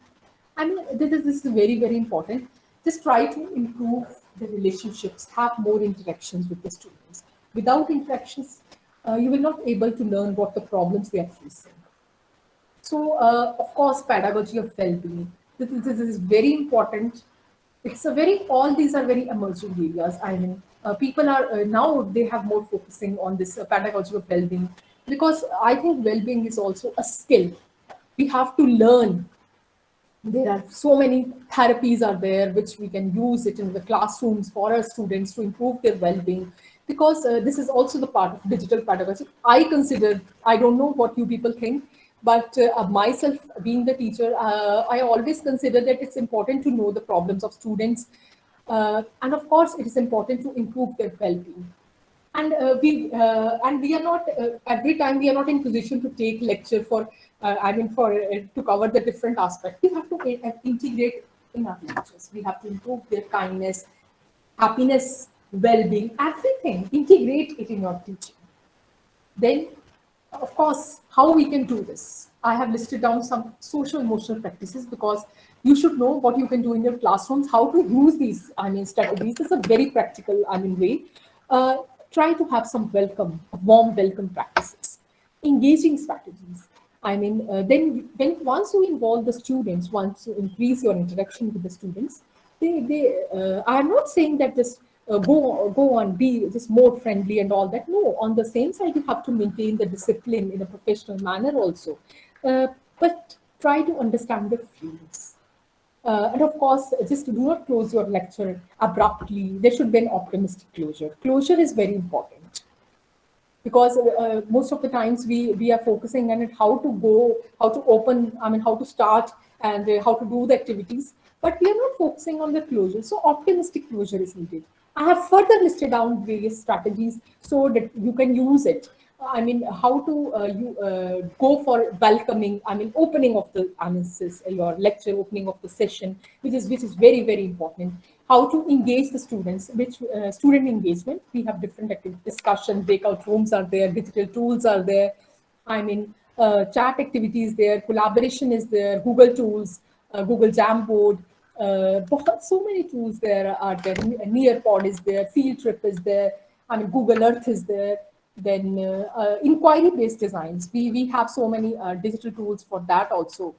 Then, of course, I was saying that you have to close it on the positive note, so which is very important. These are some of the collaborative tools I have listed down because I was talking about the collaborative learning, collaboration. So we can use Google Sheet, Google Docs, Google Jamboard, Padlet, Zoom, Google Meet, Google Drive. I mean, there are so many tools. I have not listed all, but these are some of the tools. I'm just pinpointing this difference. Just try to look at this pyramid, what was happening and what is expected to happen and should happen actually. I have listed down these. Now you know the Bloom taxonomy, right? These are the various moving from lower order to higher order thinking skills. You can easily list out what was happening actually. We are just looking at the focus in classrooms on remembering and understanding part, right? In traditional model, what we are doing.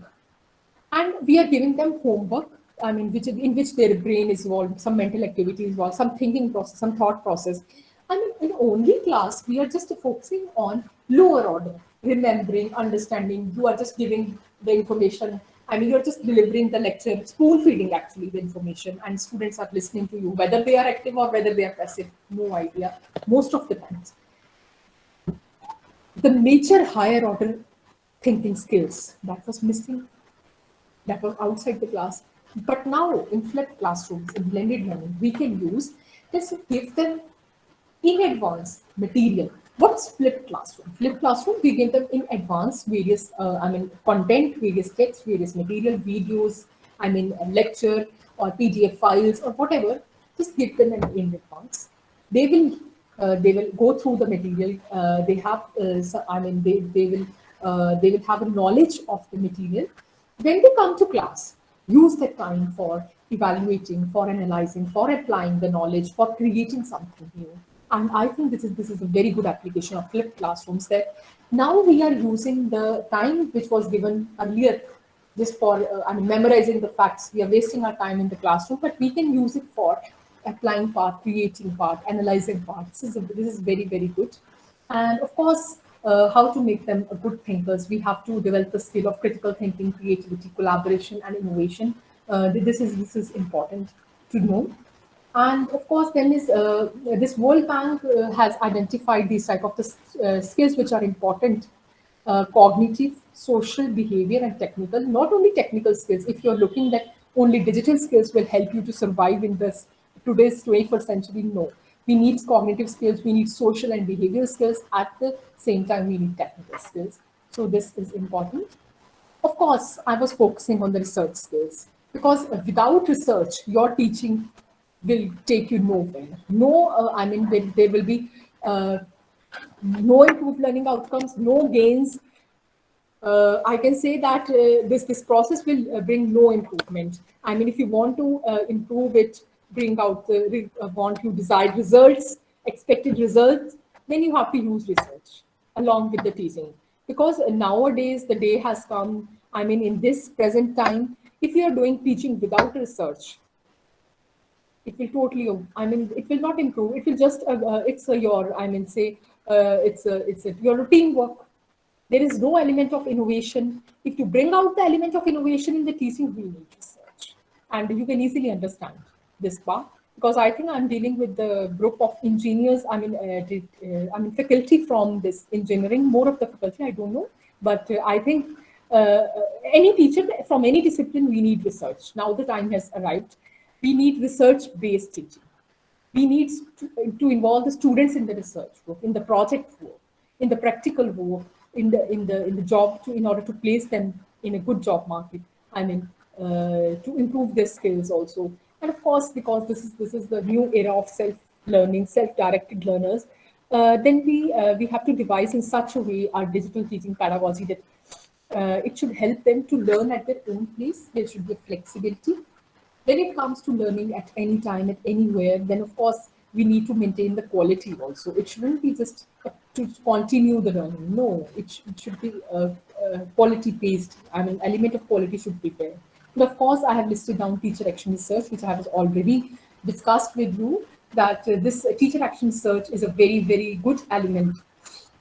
I listed down, these are some of the steps which I have told you, that you have to formulate a plan while conducting this research in the classrooms, in the institutions. It's not for teachers. Anybody can use. This is an important tool to bring the improvement. Action research is a very important tool to bring the improvement. It can be used by the administrative heads. It can be used by the teachers. It can be used by the employers. Anybody can use this to improve the process, to locate the problem and to solve the problem. You have to formulate the plan, then identify your research question, collect the data, analyze the data, then take the informed action. And then, of course, when you are taking the action, you have to prepare the plan of action also. I mean, from this is actually a cyclic process, I must say. When you take the action, then you will know about what is improvement that has taken place and where there's a gap. Then again, you plan again the questions. And this is a cyclic process. Whenever your problem, up to the extent it is not solved, you can do this. Of course, this is a professional development activity which can be used later on if you have done your research, you can write it. Write your research papers and publish it. And of course, you can engage your students through research and inquiry. I think this is the main criteria for selecting any of the pedagogy, whether it is digital pedagogy, whether it is conventional, traditional, any of the pedagogy. I'm trying to use these elements, research and inquiry, which is very, very important. If you want to build the higher order thinking skills, critical thinking skills, creativity, so this is much needed actually.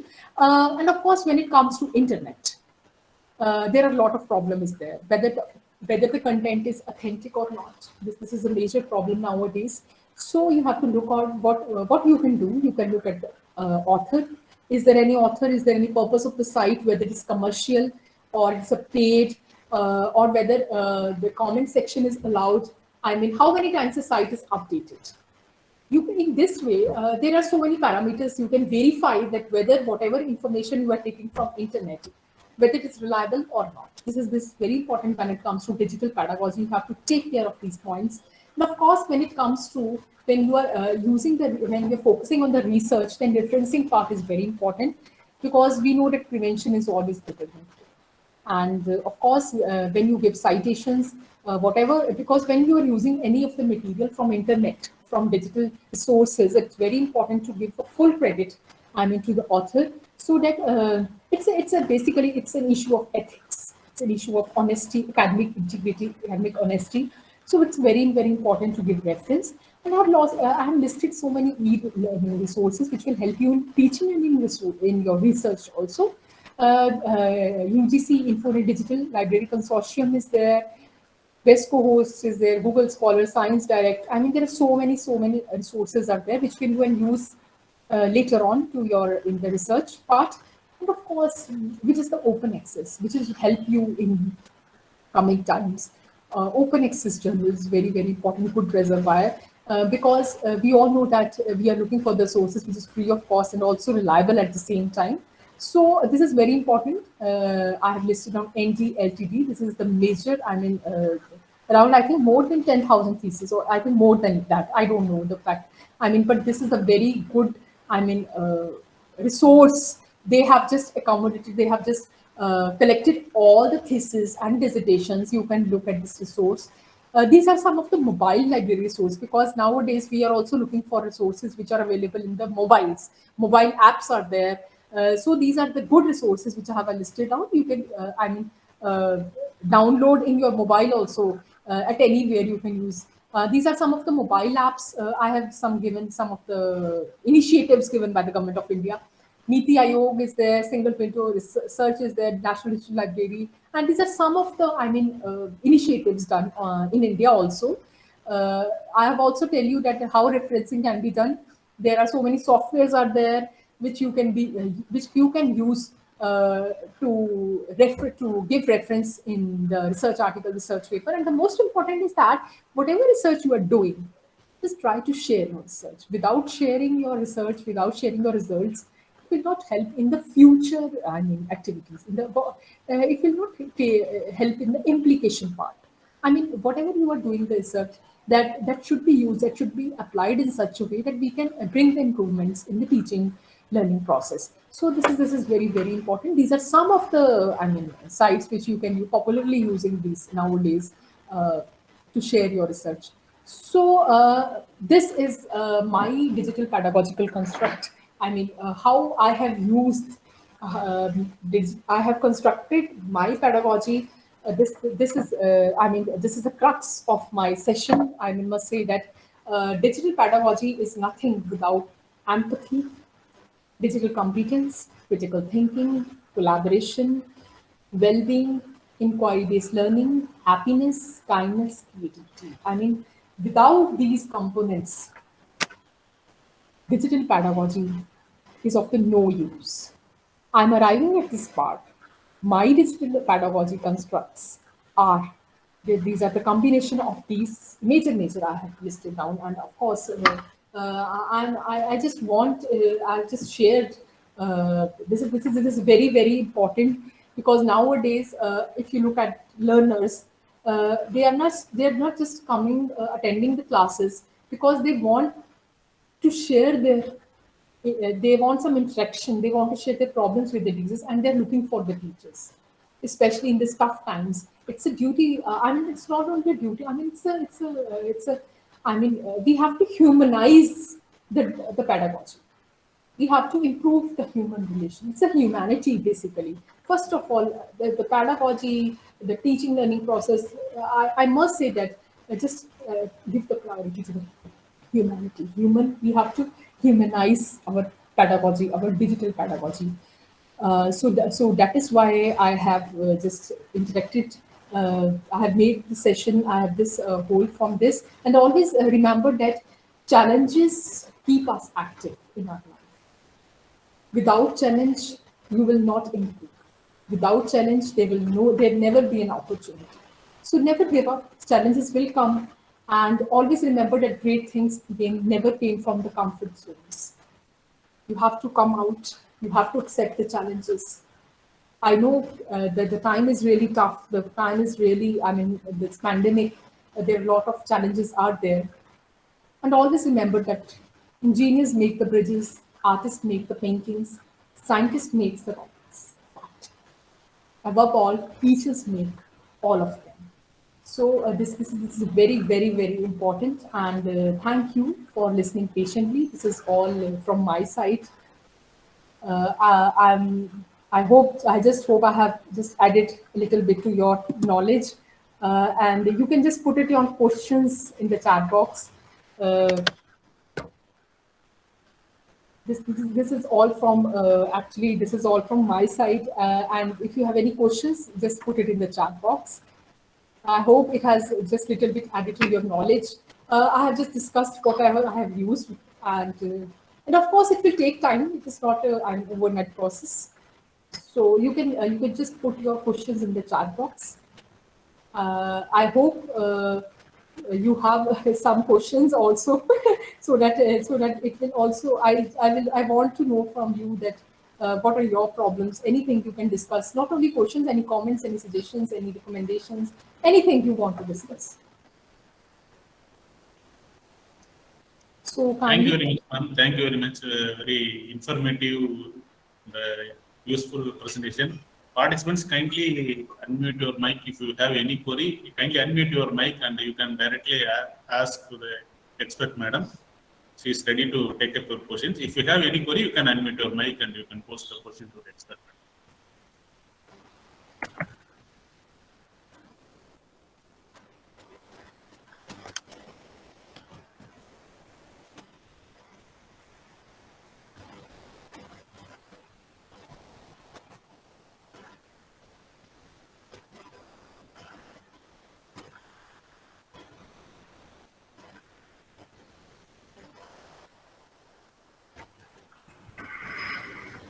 I think there is no questions from the participants now.